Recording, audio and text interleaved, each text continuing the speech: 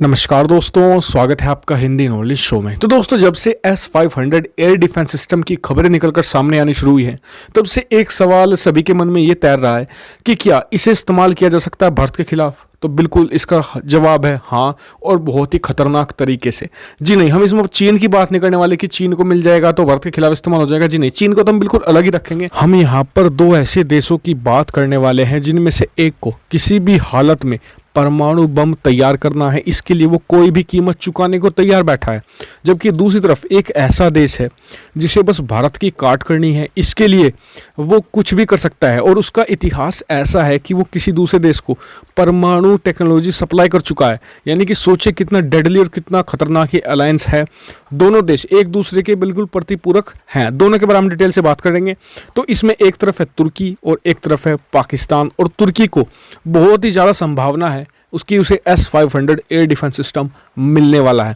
और इसको लेकर मैं आपको कुछ मैप में भी समझाऊंगा डिटेल से, जिससे कि आपको अच्छे से समझ में आए कि क्यों तुर्की को S-500 मिलेगा।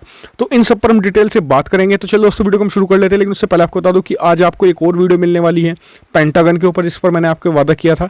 तो वो भी आज शाम तक आपको जरूर मिल जाएगी। तो आप मुझसे जुड़े रहिएगा। और आपको बता दूं कि आप सोच रहे होंगे कई दिन से कि वीडियो लेट आ रही है, तो उसका सिर्फ एक ही कारण है, इंटरनेट की वजह से। मैं सुबह आपको बता दूं कि 5-5:30 बजे उठ जाता हूँ और वीडियो 2-2.5 घंटे में बनाकर तैयार भी कर लेता हूँ। लेकिन इंटरनेट की वजह से उसे अपलोड करने में 1 से 1.5 घंटा लग जाता है। चाहे वो एयरटेल का भी सिम हो मेरे पास और जियो का भी सिम है, दोनों में ही यही प्रॉब्लम आ रही है। अब मैं सोच रहा हूँ कि थोड़ा अपना शेड्यूल बदलूँ और थोड़ा और सुबह उठने की कोशिश करूँ। तो मेरा ये कोशिश जारी है और आपको सही समय पर वीडियो देने की मेरी पूरी कोशिशें जारी रहेंगी। तो चलो दोस्तों, वीडियो को हम शुरू कर लेते हैं। तो दोस्तों, जैसा पहले आप थोड़ा मैप में समझ लीजिए कि क्या जियोपॉलिटिकल सिचुएशन बन रहा है। तो मैं आपको बताता हूँ कि तुर्की रूस के लिए इतना महत्वपूर्ण है क्यों। तो देखिए, सबसे पहले आपको बता दूं कि आपको लगता होगा कि रूस इतना बड़ा है, इतनी बड़ी कोस्ट लाइन है, लेकिन ये सब बेकार है। आप रूस को एक लैंड लॉक कंट्री ही मानिए, भले ही इनके पास इतने सारे मतलब कि सी के रूट हों, लेकिन कारण उसका ये है कि ये सारे के सारे रूट सिर्फ 4 से 6 महीने ही चलते हैं, चाहे उनके यहाँ पर ये सब जम जाता है। और उसका सिर्फ रूस के पास एकमात्र पोर्ट है क्राइमिया में, जिसका नाम है, मैं आपको दिखा रहा हूँ, सेवास्तोपोल। यहाँ पर इस टिप पर अभी इंटरनेट की वजह से क्लियर नहीं हो पा रहा, लेकिन इसी टिप पर है। सिर्फ यही पोर्ट है रूस का एकमात्र जो साल के 12 महीने खुला रहता है। और यही कारण था कि इसे आपको बड़ा हिस्सा दिख रहा होगा, इसे हथियाने का एक क्राइमिया प्रायद्वीप है। इसे हथियाने का कारण भी यही था कि रशिया के पास एकमात्र पोर्ट था जिसका एक्सेस था उसे, और यूक्रेन इसे बंद करने वाला था अमेरिका के प्रभाव में आकर। तो ये एकमात्र पोर्ट है और इसका एक्सेस कभी भी ब्लॉक कर सकता है तुर्की, क्योंकि ये इस्तांबुल के, आप देखिए यहाँ पर, ये एक छोटा सा स्टेट है, इसके थ्रू रूस का सारा व्यापार होता है पूरी दुनिया के थ्रू। और रूस कभी नहीं चाहता कि ये कभी बंद हो, इसलिए वो चाहता है कि तुर्की को हमेशा के लिए अपने प्रभाव में ले लिया जाए, और इसके लिए वो कोई भी कीमत चुकाने को तैयार रहेगा। जी हाँ, और रूस ने इसकी कीमत भी चुकानी शुरू कर दी है। कैसे? रूस तुर्की को एक नाटो का मेंबर होने के बावजूद S-400 air defence system supply कर चुका है। वहीं Su-57 पर भी दोनों देश सहमति बना चुके हैं, जो एक 5 पीढ़ी का बहुत ही खतरनाक डबल इंजन लड़ाकू विमान है।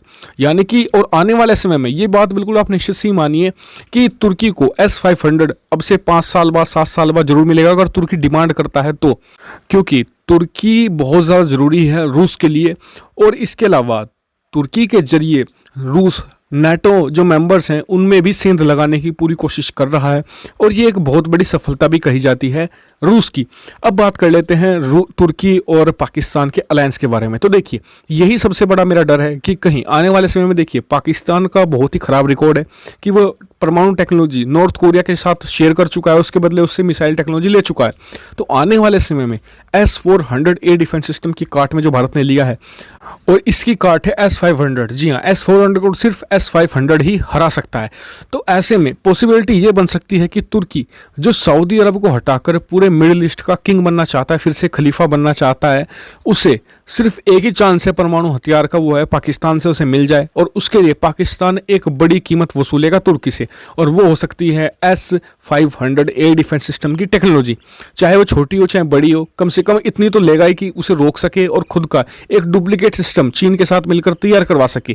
क्योंकि चीन को भी बहुत ही कम पॉसिबिलिटी है कि S-500 एयर डिफेंस सिस्टम रूस सप्लाई करेगा। तो ऐसे में तुर्की, चीन और पाकिस्तान को इस तरह की टेक्नोलॉजी सप्लाई कर सकता है। बस भारत अब क्या कर सकता है इसे रोकने के लिए? तो देखिए, सबसे पहले तो भारत तो यही कर सकता है जो भारत ने S-400 के मामले में किया था। भारत ने जब S-400 की डील की थी तो हमने ये लिखवाया था डील में कि आप कभी भी, यानी कि रूस को, कि आप कभी भी S-400 एयर डिफेंस सिस्टम को पाकिस्तान को नहीं सप्लाई करेंगे। तो ये एक डील हो सकती है। इसके अलावा दूसरी ये डील हो सकती है कि Bharat S-500 air defence system को इतनी लार्ज क्वांटिटी में खरीदे कि रूस को बेचना ना पड़े ये डिफेंस सिस्टम तुर्की जैसे देशों को या फिर चीन जैसे देशों को, क्योंकि रूस भी कभी नहीं चाहता कि इतने प्रीमियम लाइन वेपन्स को वो बेचे, लेकिन उसे क्रैश क्रंच है, उसे पैसों की कमी है सैंक्शंस की वजह से। तो ये एक दूसरी पॉसिबिलिटी हो सकती है। तीसरी ये है कि तुर्की के राष्ट्रपति रेचेप तय्यिप एर्दोगान आने वाले 2021-22 के चुनाव में हार जाएं, क्योंकि अगर वो चुनाव हारते हैं तो फिर अमेरिका का प्रभाव फिर से तुर्की पर शुरू हो जाएगा और फिर तो भारत को कुछ करने की जरूरत ही नहीं है। फिर तो अमेरिका खुद ब खुद तुर्की को अपने प्रभाव में लेकर ऐसे कदम उठवा सकता है, एंटी रशिया कदम उठवा सकता है अमेरिका। तो ये कुछ 2-3 पॉसिबिलिटी थी जो भारत को इन पर विचार करना चाहिए, साथ ही रशिया को इंसिस्ट करना चाहिए और डिप्लोमेटिक प्रेशर बनाना चाहिए कि S-500 एयर डिफेंस सिस्टम को आप फिलहाल अगले 10 सालों के लिए तो किसी को बेचे ही नहीं। तो इस पर आपका क्या व्यू पॉइंट है, कमेंट करके जरूर बताएगा। साथ ही कोई सवाल हो या सुझाव हो तो आप वो मुझे बता सकते हैं। साथ ही चैनल को सब्सक्राइब करना मत भूलिए ऐसी बहुत सारी डिफेंस, फॉरेन पॉलिसी और फाइनेंस रिलेटेड वीडियो के लिए। Thank you for watching video.